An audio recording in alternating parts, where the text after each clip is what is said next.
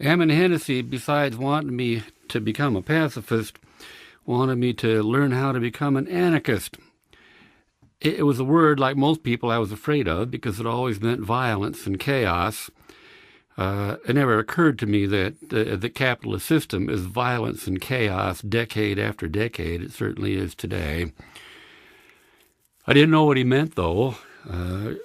Ammon, besides having to deal with my capacity for violence when I first hit the Joey Hill house there in Salt Lake City, you had to deal with a lot of violence in that house. There were a lot of Second World War vets that had come back, broken people, a lot of them alcoholics. And it was always stuff getting broken up and people getting broken up. And Ammon dealt with it in very, very creative and very compassionate ways. Ammon said, since I didn't know if I could still live in the country anymore, he said, you know you love the country. You love the country. You go in and out of town, and you come back with these wonderful songs about people and places. You know you love the country. He quoted Mark Twain, loyalty to the country always, loyalty to the government when it deserves it. Yeah, I do love the country very, very much. He said, what you don't love the state. You love the country, but you can't stand the state. Now get it straight. It was an essential distinction that I had been neglecting.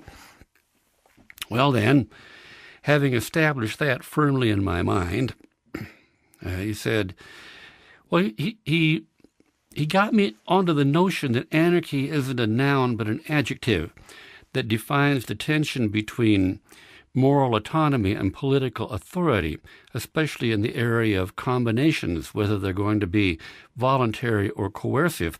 Most of us are born into highly coercive combinations, marital combinations, boss-employee, student-teacher, parent-child. These are combinations which we inherit. They're culturally compelled. We are not the architects of these combinations. We don't have any choice in them.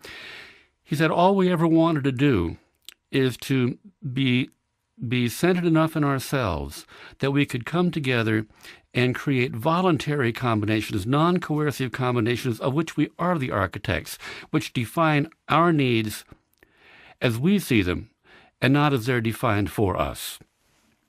Well, yeah, he said, if you and I can agree that we will both do our share of the work of the world, that's the work around the Joey Hill house.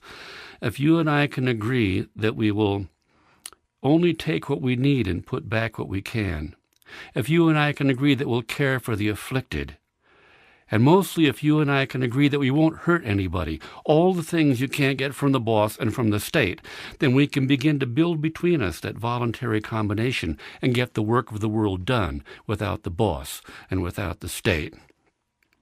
Well, I've said that to so many young people, especially lately, who get this idea that anarchy is some kind of nihilism. Oh, you can't tell me what to do. No anarchy, you've got to tell yourself what to do because you've got to learn to become your own best government, and believe me, you can do it better and cheaper than they can.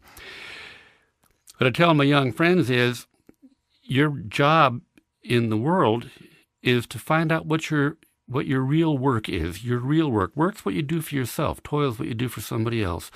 And that work is what's going to satisfy your soul.